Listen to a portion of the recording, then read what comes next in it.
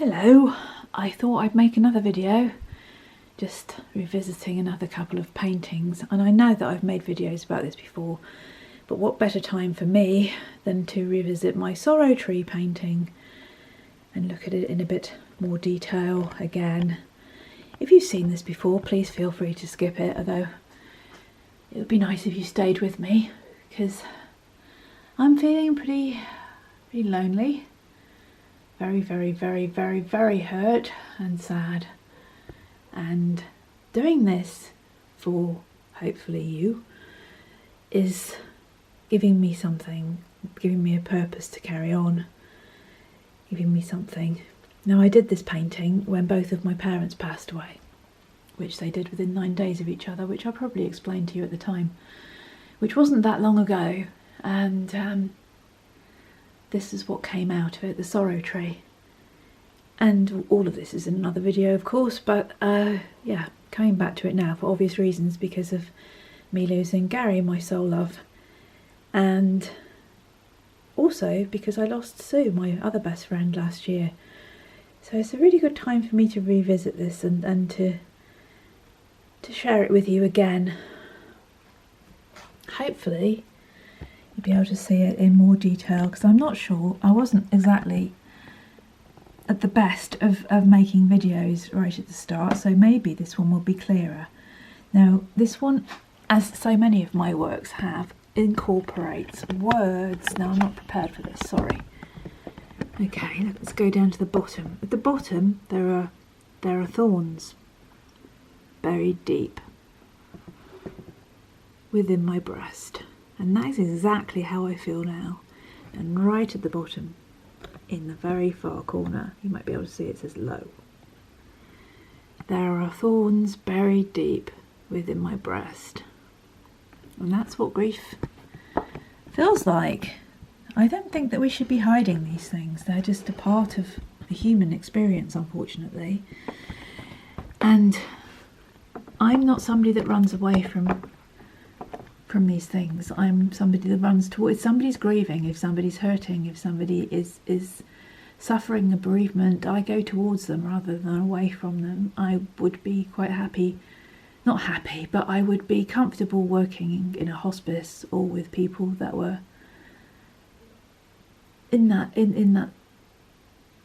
on that journey to passing from this reality. So I'm not somebody that is afraid of these things, and I'm afraid of the pain that they cause, but I'm not somebody that is embarrassed by it or ashamed of it or feels like it should be hidden. I want to share this now because there are barbs, shards, piercing, bitter shards, it says. There are barbs, bitter shards, piercing my heart. It's true, there are. And it goes up here and into the land. It says loss, pain, rooted, yearning, hurting, wounded, deeply down. And it's all these little words up here. It says mourn. But then all of this is in the deep self, down in the earth, down within ourselves. It says, if you follow the fox's tail, it says gone to ground, which is in the first video that I made about my paintings. I said that's how I would like to go. I'd like to go to earth, I'd like to go to ground until the pain has passed, but you can't, you've got to live through it. You've got to keep living through it, I think, for as long as you can anyway. Anyway, this is not a deep, dark painting, is it? It has a root with the heart, and from that grows this beautiful tree of hearts. It goes up and up and up and up to the light. So it's not a painting of despair. It's a painting that acknowledges your pain and your loss and your hurting. Even the fox's breast has got a heart upon it. And there is the word central to everything, love. If there was no love, there would be no hurt.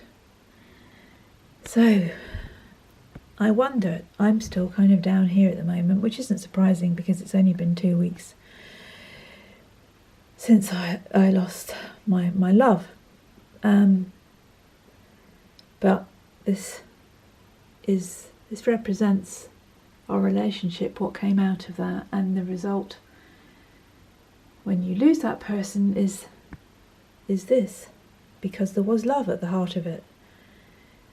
Without the love, there would be no beauty that came from that, and that endures. The tree represents the enduring love that you shared with that person you have lost.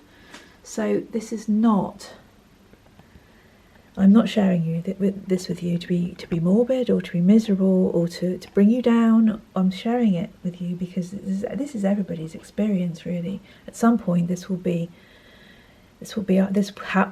been, or this will be our experience. We will be affected by all of these things, and along with loss goes, you can't see that, I can hardly see it myself, it goes, there are words written on all these leaves, have words written on them like regret and despair and so forth, lament. They're all the things that go with a passing. But also you get these beautiful, you get the hair, the brown hair down here looking, and then the spirit of the white hair going up and up and towards the light, as the birds, the white birds, are all going up and up and up and up towards the light. There's a barn owl up there because I just love barn owls, and why not? And then there are the crows up here because I love crows, and then the crows get lighter and lighter until there's a white crow going towards the light. I hope you can see this. I know this isn't my usual kind of standard or my usual kind of upbeatness, but this is real. This is the real authentic me doing this, and I don't really feel that I'd shared this properly before. Now I thought I understood what this meant, but I now understand it even more, and I'm glad that I've done it, and I'm glad that I can share it with you. But nobody is looking, although there is all of this down here, all the shards and the thorns and the dark heart and all of it, although the heart isn't that dark, if you look at it closely, it sparkles. There are sparkles in the heart. From that, the fox is looking up at the leaves. The leaves are falling and they're weeping their grief down. But also the fox is looking up, like the birds are flying up, everything is going up, like the hare is looking up. Come back, you can see they're looking up, they're looking away, the deer are running towards the trees on the hill, and the fox, the little fox here, is running up the hill towards the person with their arms raised, almost becoming part of the trees on the hill that side. It's weird when I look at this, I did this in such a place of sorrow tree, and yet it's some work that I'm very proud of this work, looking back on it now. I mean, it's been kind of shoved away, not looked at really. Occasionally people have come in here and said, oh, look at that.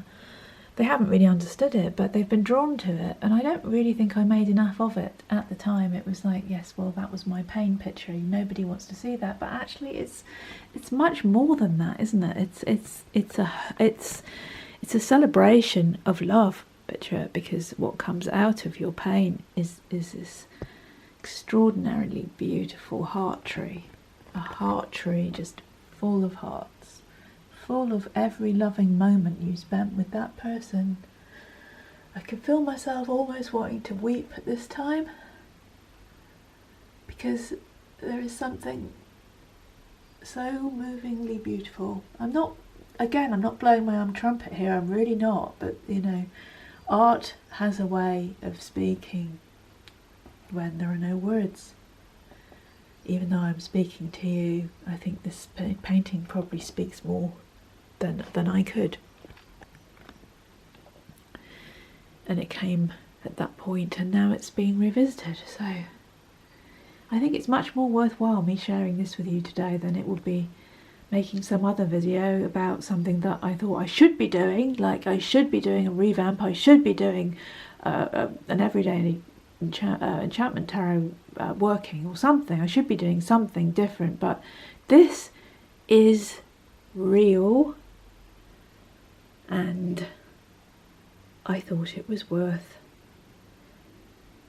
giving you this. Now, I don't know what your circumstances when you're watching this, but I'm sure everybody can relate at some point to what I'm saying and what I'm showing you. I'm just going to go further into the tree again. How long this took, how much I put in. I put every single heart in this tree as a moment for my parents, and I could almost add more into it. I'd add more into it for Sue and for Gary. All these hearts represent something we shared, something just beyond words, really. And some of them are gold, some of them are silver. There are sparkles, but you can't really see them. I'm starting to lose the light a bit here. At some points it says flying free, fly free. Yes, so I think that's enough of that one. And just finally, we'll come down here and look at me here. This was done again at a point when I'd lost my parents, and I just saw myself being this very, like a lone figure walking into the distance, not knowing whether they would ever come back or be able to survive. Or that's again how I feel now, really. This is, off I go on my own again. Am I going to make it? Am I strong enough to get up the hill? But there are more elements to this than just that. Although, if I come back to this, this also triggered off my idea for the book about the solitary person that walks on the margins, at the edges, the mystic, the wild spirit. And I really would like to write that book, you know, because I think there are lots of us who could relate to it. I never want to do anything as a vanity exercise, and I'm not showing you this as a vanity exercise. I'm showing you it because I think there is magic and meaning in it beyond what I can express as a human being. It's what came out, and I wish I could do something like this now, but I'm not ready or able to do that now. It's been too soon, but maybe another painting will come out of this experience at some point.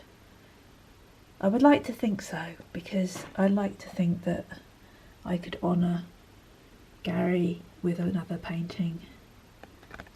But it wouldn't be like this, obviously. This is what came out then. Who knows what will come out in the future, if there is. It's very hard for me to imagine the future. Very, very, very hard. But hypothetically speaking, if there is one for me, then a future without my love in it, my best friend, my dearest companion, then there will be different sorts of art, obviously. But I think I would always have something to express. It just hasn't come to me yet what that thing is. I'm just not ready. I don't think anybody would expect me to be ready to do that just yet. I tell you what though, I really yearn for being somewhere like this. I think part of why this is so terrible for me is because not only am I now away from my love, I'm also away from the land that I love and have been for a long time, and I think that would go a long way to making me feel less. The pain can't be less, but it would perhaps heal me in some way that being stuck where I am presently does not. And then there will be more art, which is in itself healing, even if nobody sees it, which I hope you will, because I like to share things. I never share them so you tell me how good they are. That doesn't matter to me. What matters is that I've communicated something that meant something to you. It was worthwhile to you. It gave you something. Otherwise, it's just vanity, and that's not what it's about. I hope you know that about me and my work now. It's about, well, it's an interaction. It's a collaboration between us, and I do it with the hope and expectation that we will be able to share it and that it will mean something. Because none of this is about money or personal gain. It's purely because I have to do it, and I have to do it in a way that I hope will be meaningful in the world. Because thankfully YouTube has given me that avenue where you don't have to rely on things that I'm not very good at, i.e. taking it out and exhibiting it and pushing it and trying to sell it and all that stuff. I'm absolutely useless at that, but I can do videos and yeah, I can do videos, and I hope I can continue to do videos, and I hope that they will continue to give you something.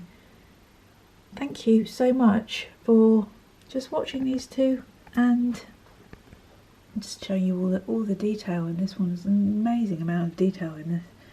Sometimes I look at things and I think, how did I do that? But when I'm doing these things, I'm so lost in it. I'm completely and utterly absorbed in something, which is why when I was showing you the buzzard that I'd been working on earlier for days and days and days, I mean, I could literally just keep going and going and going and going and going at something. It just takes me over. Right? When you find that thing in life that you lose time with, then you have gone to your eternal expression, your spirit. If you, for want of a better word, you have found your spiritual expression in this world. You have found the art of yourself.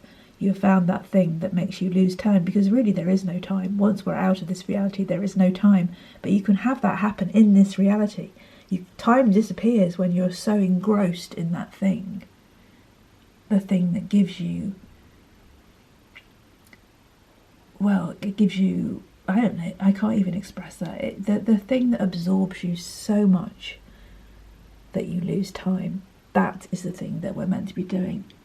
Unfortunately, we live in this ridiculous, ludicrous system, human-made system, not the world, the human-made system, where we have to pay to exist. If we did not have to pay to exist, no creature has to pay to exist. If we did not have to pay to exist in this reality, then we could all dedicate ourselves to doing that thing that makes us lose time. The thing that we're meant to be doing, because that is it. That's the thing that we came here to do.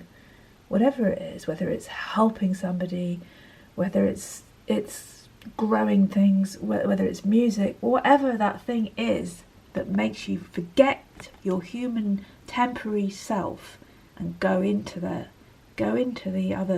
other worlds, the other space, that eternal space where you are, where your eternal essence is. Not putting that very well, but I think you get the gist. Yes, whatever that thing is, we should be doing it. But we are constrained by the silly human monetary system, which is actually an abomination as far as I'm concerned, because we are here to be the only expression we can be of ourselves. There can only be one of our, there's only us, this our unique expression, and if we're not able to express that because of financial constraints, then that is pretty terrible. That is not a good thing, because we are the creator. We are the creator, an expression of, we are the unique expression of the creator in this reality. Therefore, we should do what we came here to do. I think I got a bit lost there, but I'm hoping you got the gist.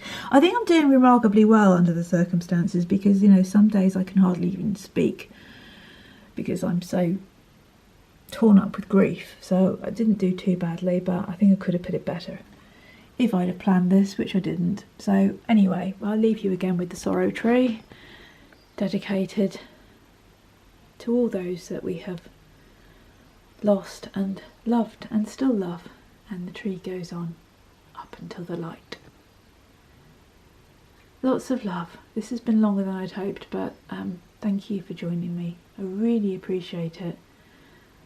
Really do. Thank you. You give me so much. Lots of love. Stay free. Bye.